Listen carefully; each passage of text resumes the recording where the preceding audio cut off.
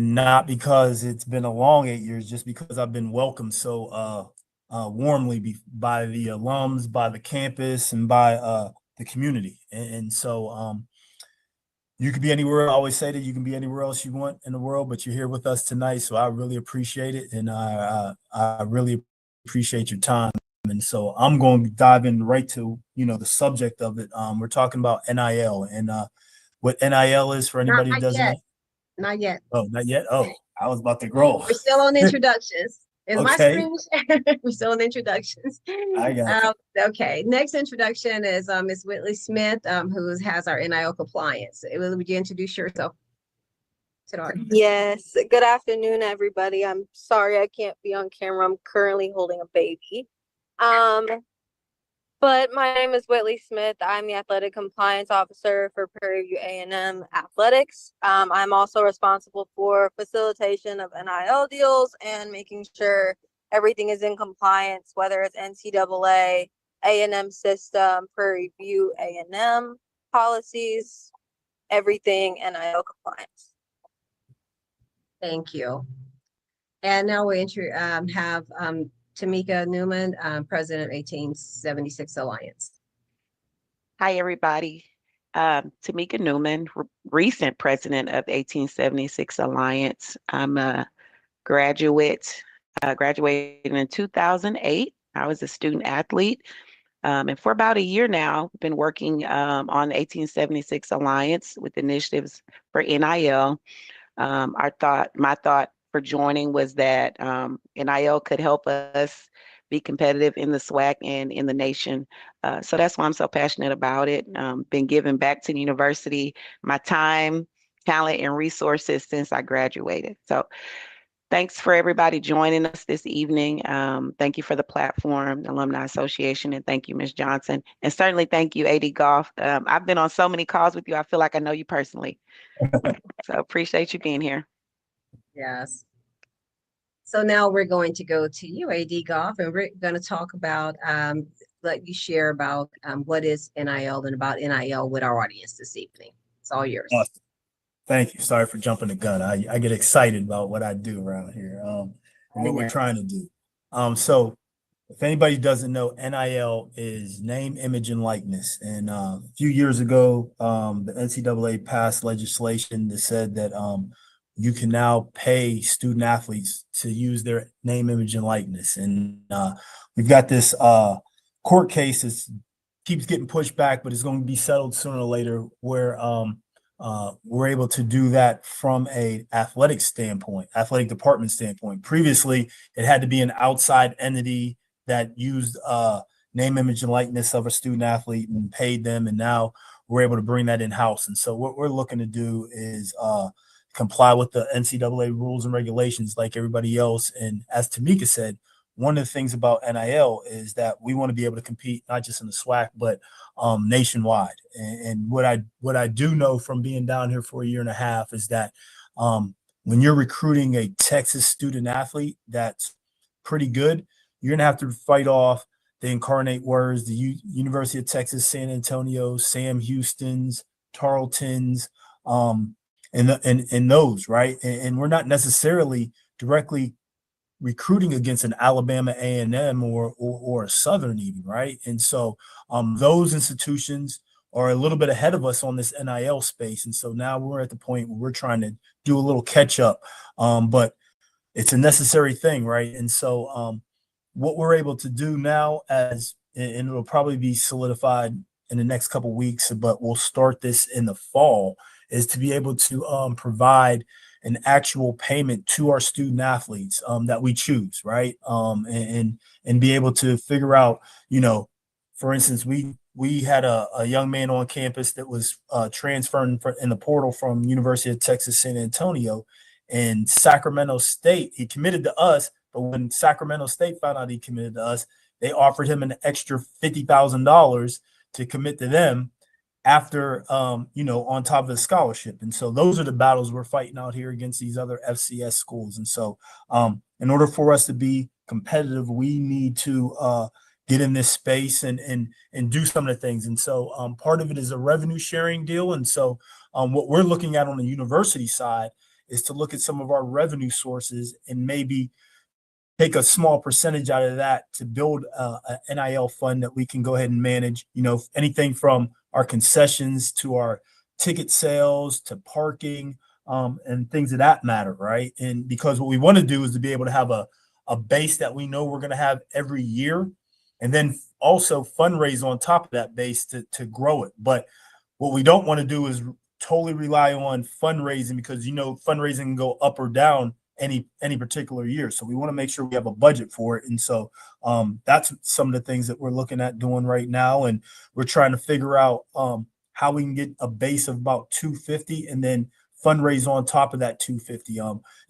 Sacramento State, and I keep saying them because they're now light years ahead of everybody. They've got a $7 million budget in NIL, right? And so we're trying to get to the $500,000 level of NIL, and we have priority sports of football, men's and women's basketball, and volleyball, but all 18 of our sports are a priority, right? And so what we'd look at is whatever money we have a percentage that goes to football, men's and women's basketball, volleyball, and then percentage that we'd split up between the other sports as needed. It's really prevalent in your football and your men's and women's basketball right now, but we need to be ahead of the curve. Sooner or later, softball, student athletes are going to be into it. Women's soccer, track athletes. And so we want to be able to make sure that we're competitive in all of our sports, right? And so those are the things we're looking at. What I do want to do is educate folks on the difference between NIL and fundraising for programs, right? There's a difference. Fundraising for programs means you're fundraising, and we're going to use those funds for operations.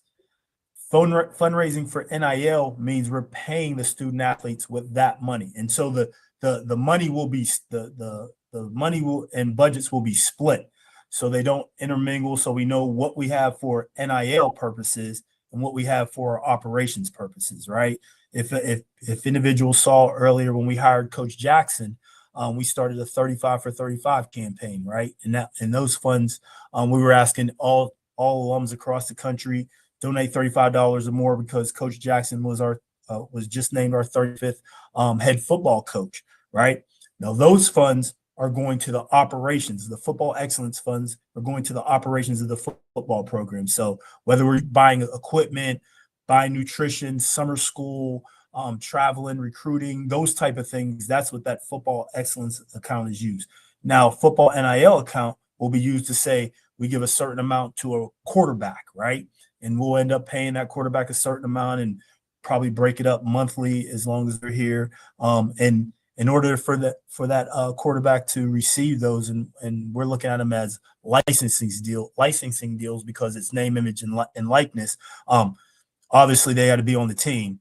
Obviously, they have to be in good standing, but they also have to do some other things: community service, showing up at different events, whether it's signing autographs, whether it's doing social media posts, participating in social media posts, promoting the football team, not just themselves, but promoting the football team or the athletic department, right?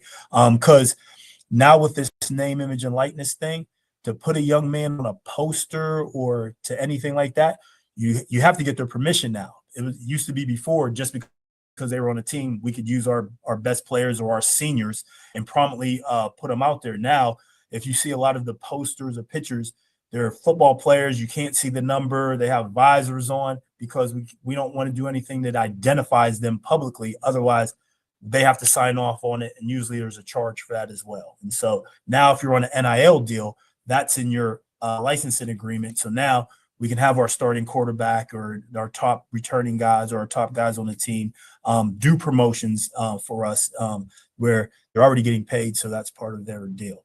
So that in a nutshell is what NIL is, and the difference between fundraising for a program as well as what NIL goes to and how we're trying to set it up. Turn it back over to you, Joyce, if people have questions or anything like that. I know it was a mouthful, but. Okay. Well, if you have questions, raise your hand electronically, and we will call on you. And Tamika, if you could help me look, because I think we have multiple screens here of people. So does anyone have a question they'd like to pose to AD Goff at this time? Don't be shy. I don't see any hands. Tamika, do you see any hands? I don't see any yet. There's a Warren S., who has a hand raised. Warren S has, okay, Mr. Warren, come off camera and, or come on camera and introduce yourself and pose your question. Well, this is Warren Smith, class of 92, computer engineering. 80 Golf, thank you for being here. My question is, will there be a marketplace for student athletes to have their jerseys, hats, t-shirts sold as part of NIL initiatives? Thank you. Absolutely. We just met with Follett. We have a couple other entities that do what they call jerseys, which are shirts with the number and names of student athletes, but then they have actual game jerseys that we'll have to order for them, and they'll be available online in the bookstore, that the student athlete will get a portion of those sales. And so that will be available, and that's part of the NIL landscape that we're in. Thank you. And right now we have what's called Athletes Thread, that is part of that a deal with producing apparel. And then we're also working with Follett, i.e. the bookstores. I'm trying to get game type jerseys that either have the number 1 or 76 on them to be able to sell. That would be fundraisers. Well, not fundraisers, but we would get a part of that revenue as well, that we could then put back into NIL budgets.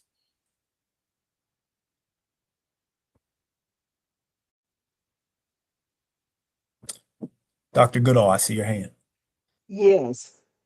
As we look at progress that has been made already, how far into the process are we? And are there timelines along the way that are goals that you have established? Yes. So, good question. So, we're in the middle of it right now. We actually had a meeting with Teamworks, which is our software platform that we run all of the athletic department on, as far as communications, compliance, things of that nature. Looking to add them on as our what we call our general manager, right? And that way we can track all the contracts that we're doing, licensing agreements with our student athletes, what our NIL budget is, how we're spending it, what it looks like, what the going rate for a quarterback at FCS level is, so we can make some comparisons to make sure that we're offering market level deals. So that should be in place by the end of summer.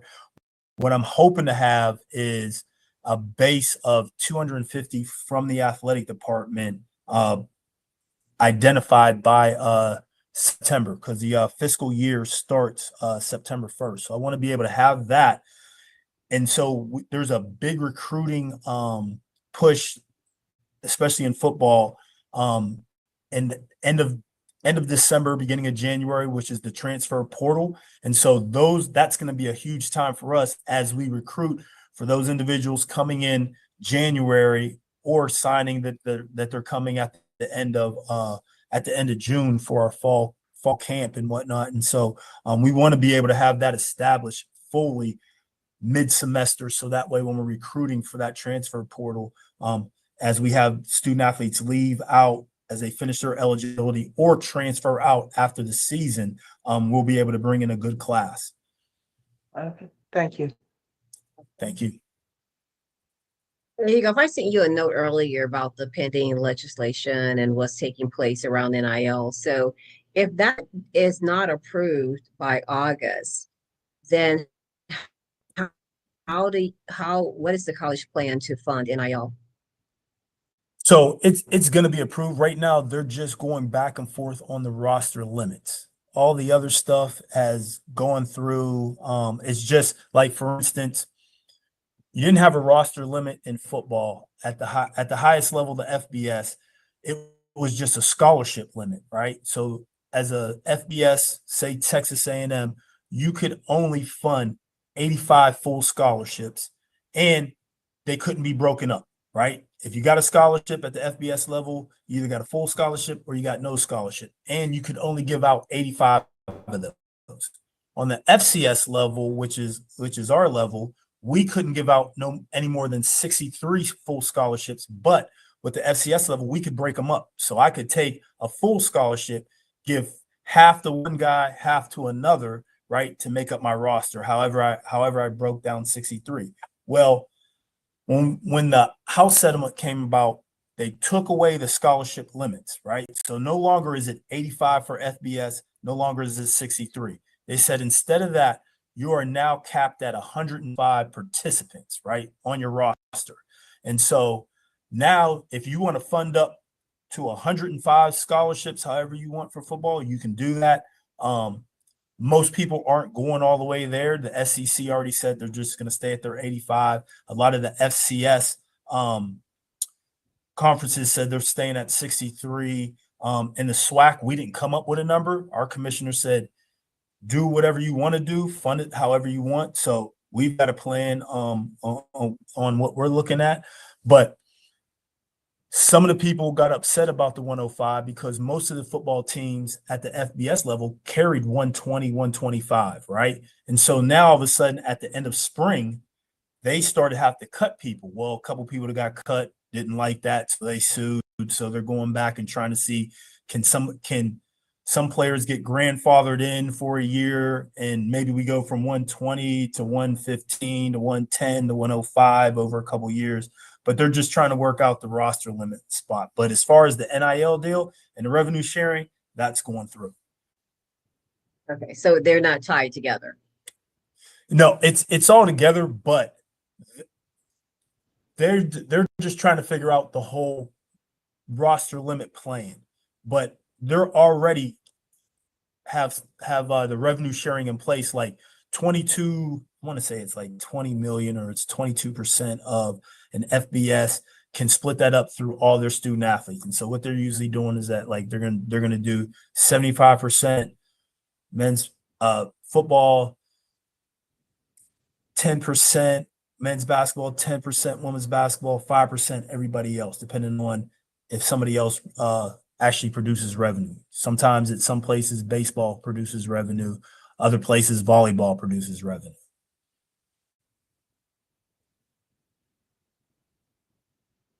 Do we see any other hands up? If not, I'm just going to ask you another question that people ask me. So I don't know why they ask me these questions. They didn't go. So the 250,000 that we're talking about, that you're speaking of, have you gone to the president and administration and requested that 250,000? Are you expecting to have that from them? And the second part of that is, will we receive enough funds from the college this year to fund our basis of what we need for athletics, right? Because I know some years we've started with a gap. So no matter how much money we get, we're gonna have a gap.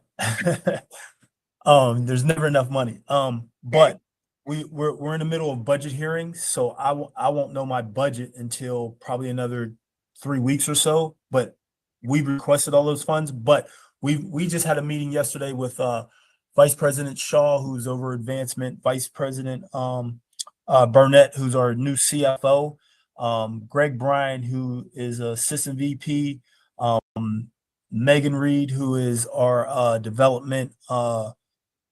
athletics development person. And so we were talking about where we can take revenue from. So we've got sponsorship deals that are already in place. We can pull some money from sponsorships, our concessions that we're going to get, parking that we're going to get. So we've got a plan on how to get our 250. And congratulations on getting a piece of that parking, because I know alumni was really wanting that to happen, where percentage of that parking goes to athletics. So congratulations on you being able to get that accomplished. I see Dr. Goodall put her hand back up, and then after that we'll go to Joe Clay. Dr. Goodall? How much are parents getting involved in this, and how much do parents know about it? parents really aren't involved in this. Once they get on our campus, they're 18, so we don't talk to parents when it Okay. comes to college stuff. So, but in the recruiting process, they know about it because Okay. sometimes it's the parents the one asking how much money are you going to give my kid. Okay. Thank you. Joe Clay? Yes, good afternoon, AD Golf. Question, as we get towards the finalization of the settlement agreement and allowing schools to bring the NIL in-house, have you started to consider how it will be marketed to alumni to get those donations coming in and just a good overall marketing strategy for athletics and specific to NIL? Yeah, because we're going to launch a marketing. Like this is one of the first things to do, right?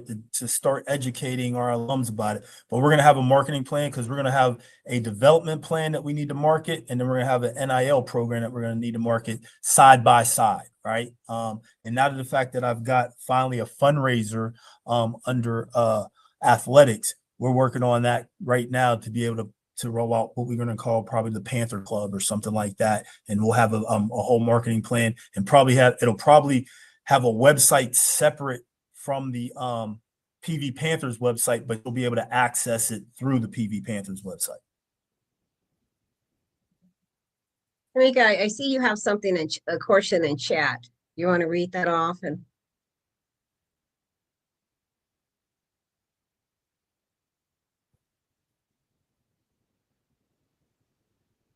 are you able to see the chat? It says also alumni will be invited to NIL education regularly. I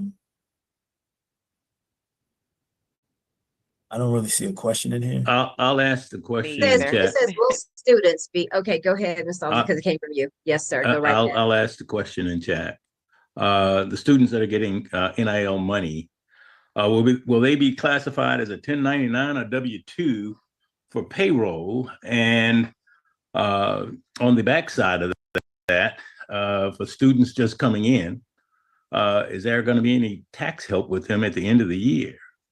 Yes. We don't want them to go ahead. There's already a plan for it. So they'll get financial literacy education, and they'll be 1099 classified.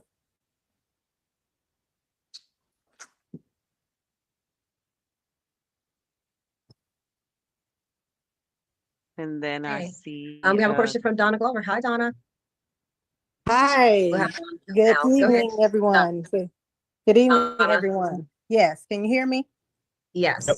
Awesome. Okay, so we mentioned about alumni giving, and that's always great. I was wondering, as far as fundraising is concerned, is there a portion where we're targeting corporate sponsors as well? So, those that are surrounding areas and just other sponsors or donors that we have partnerships with for the university and the athletics and otherwise. Yes, great question. We're in the process right now of finalizing a contract with Tamar.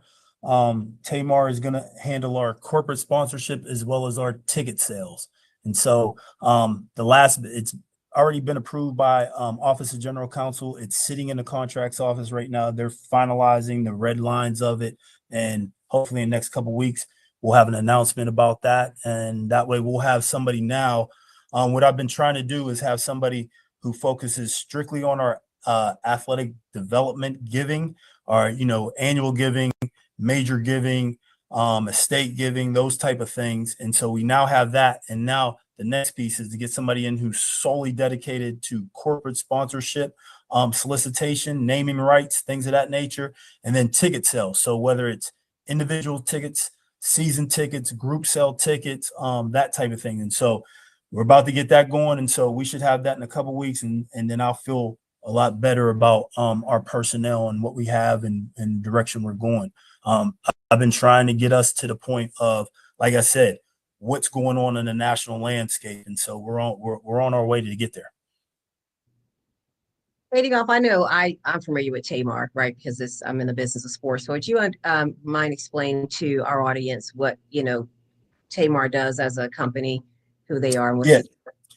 So Tamar serves as sports properties for major college universities. So what they do is they come on your campus and you can employ them in a couple different ways. One, you can have them just be your corporate sponsor, solicitor, where they go out, they come up with corporate sponsorship, signage, naming rights, stuff on your website, things of that nature. So you can have corporate sponsorship, or you can have them just do your tickets. I've been at universities where we just had them do tickets. I've been at universities where we had them just do our sponsorship. I was able to get a deal where they can do both for us at a great rate, and so that's what we're going to do, and have them come in, because right now we have people doing ticket sales, but they got 4 other jobs. Right? I need somebody who's focused on that year round. Corporate sponsorship, same thing. You know, we're dabbling in it. We're not deep in it. And with the different corporations we have just on the I-99 corridor, just to say from the Woodlands down to Katy, like, it's incredible that we haven't tapped into that as of yet. And so that's one of the things we want to do, because I believe from that Cypress out here, people should be coming to our games. Corporations should be engaged with us. Corporations should be wanting to get in front of our alums, right? We have a large alumni base. And so those are the type of interactions we have. And then obviously getting into downtown Houston, but there's a huge population out here close to us on that I-99 corridor that we've got to tap in and get into and leverage, right? Because there's never, like I told Joyce, there's never enough money. Right? No matter how large my budget is, I'm going to need more to do what I want to do. And so that's what we're trying to do, is supplement that. Thank you. You also mentioned a change that Megan Reed will now be in athletics for development. So will she be focusing on those corporate sponsorships as well? No, she's doing strictly fundraising, right? And that's why it's separate. She's going to do annual giving. That'll be a lot of alumni giving, but that'll also be individuals who come to our games, right? Gathering that information and making sure that we know who's coming to our games, right? Who we're marketing to, not necessarily corporations, but individuals.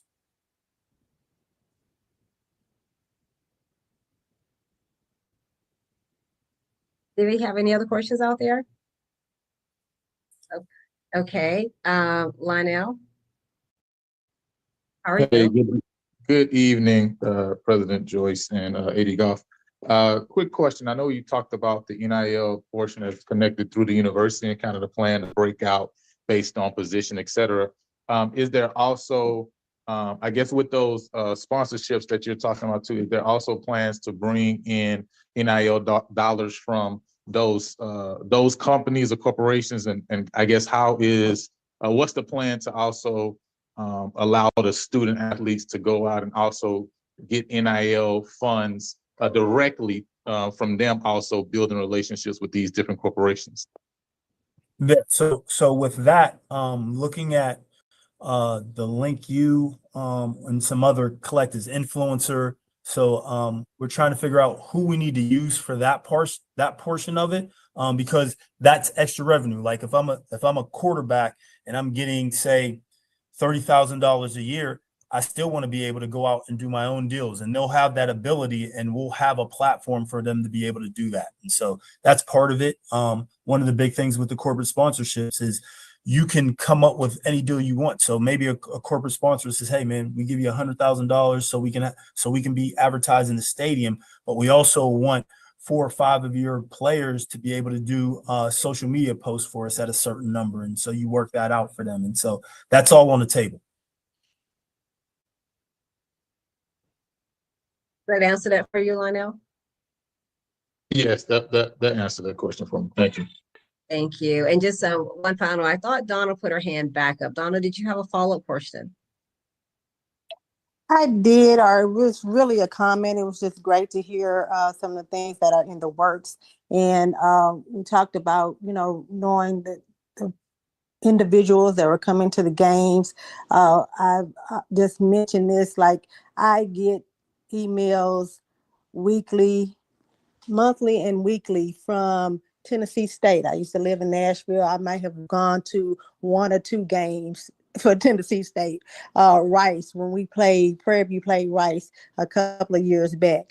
And so, or the basketball game when we played Rice. And so I get emails from them constantly. I think I've also unsubscribed a lot of times and I still get the emails, you know what I'm saying? And so I just would like to, like really, and I just would like to see Prairie View kind of get on that wagon to get information out to our alumni and consumers, friends of the university and whatnot.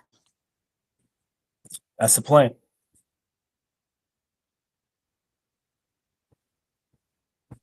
Absolutely. Okay, I think, so next on the agenda we had, Whitley was going to go over a fundraiser. Are we tabling that for tonight? Yeah, no, we don't need to do that. We're not going to go over that tonight. All right. So, well, if there's no further questions, what I'm going to do now is I'm going to hand off to Tamika Newman with 1876 Alliance. All right. Thank you, Joyce. Thank you, AD Goff, for being so patient and thorough and answering the questions. As everybody on the call can see, lots of plans are in place and great thought is given to creating a great foundation and some systems and some accountability to the alumni and supporters. You have a unique opportunity being on this call today. If you are aware, most of us are aware of some of the challenges and the gap financially in athletics. So you have an opportunity today. The 1876 Alliance wants to make a small pledge today and hope we can encourage some others on the call to do so, some organizations and individuals. So we're going to put it out there today. We want to pledge $2,500 and hope we can get several organizations, individuals to match that. Ms. Joyce, you want to follow that up? I'm glad we just made a donation in 1876, and but Mr. Falls did say before he got off the call that he has this meeting on Saturday, and he would be looking to accept your challenge. And so I hope some other organizations on here accept the challenge of making that $2,500 donation. As you guys know, summer is here, it's hot outside, and we need to get our student athletes in summer school. We need to make sure that they have food and nutrition, things that they need to be healthy and hydrated during this summer while they're working out. And so as AD just said, he can never have enough money, right? And so we need to do what we can as alumni. So I know that some of us may say, oh, well, we donated the $35. And I know some of you donate to 1876 Athletic Foundation. They may do some other things. But as I think what Tamika's looking for now is for organizations. And if you know organization that's not on here, for organizations to do the match of the $2,500, right? Because you get 10 organizations to match the $2,500. Now he's at $25,000. That's something he can. I think when I was talking to Coach Jackson, he said that with that amount would feed the student athletes for the summer, right?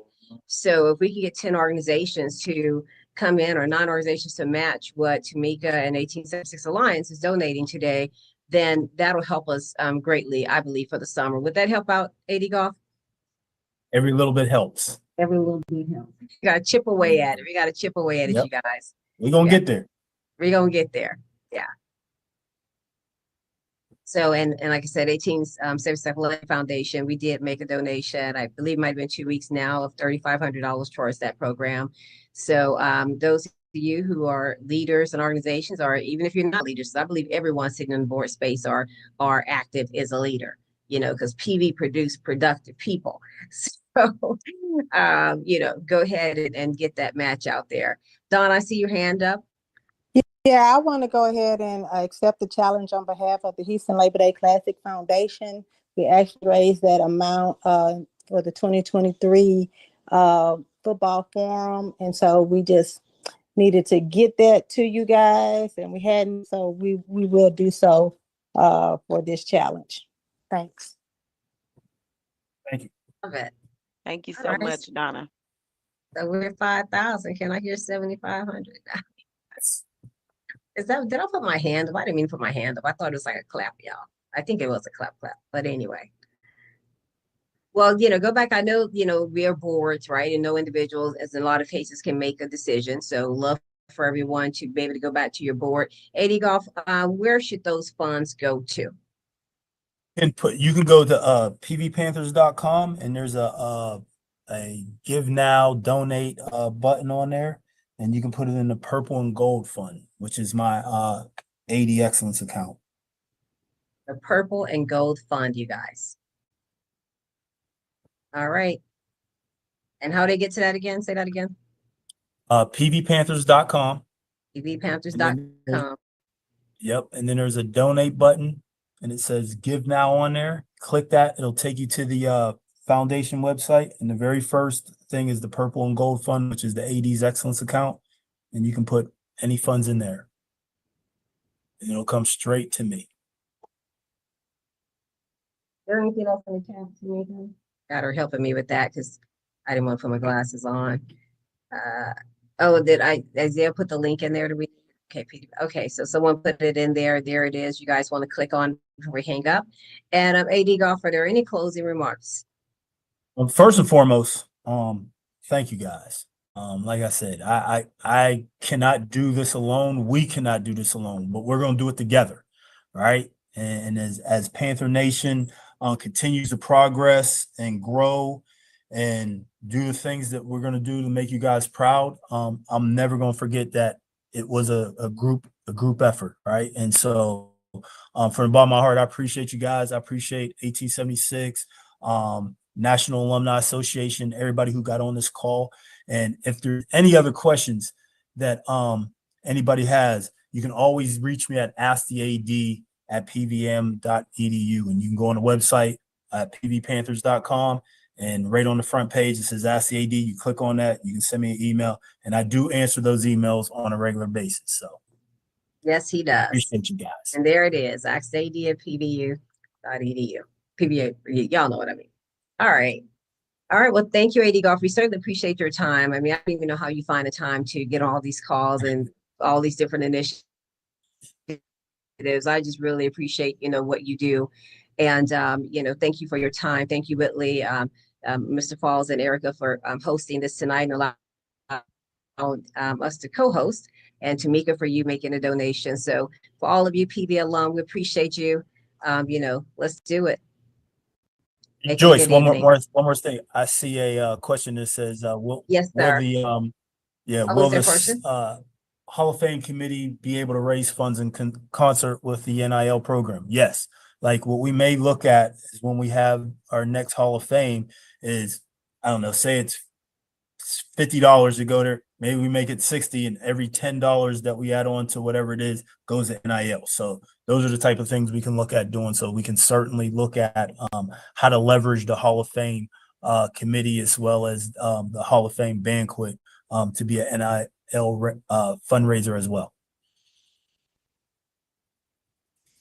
All righty. Ms. Joyce, I'd like to add before we go, for any individuals that was on the call today, and you feel like there's some businesses that that you'd like someone like Ms. Joyce or myself to speak to about this, we can certainly do that. So let us know. You may not feel as comfortable making the ask with some of the organizations that you're a part of, or your company or your business. So just let us know, and we can certainly speak to some of the things that we're trying to accomplish with Prairie View Athletics. All right. Thank you, guys. Right. Well, that note, good night, everyone. Thank you.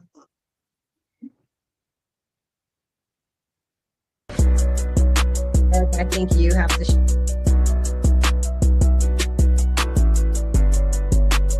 PV Nation, it's Tremaine Jackson, your head football coach. We need you to join our 35 for 35 campaign. We're trying to raise $350,000 by the first game of the season. All you have to do is go to our website, pvpanthers.com, and click on the 35 for 35 link. Once you do that, we'd love to see your pictures or videos of you donating on our social media platforms at PVAMU Panthers.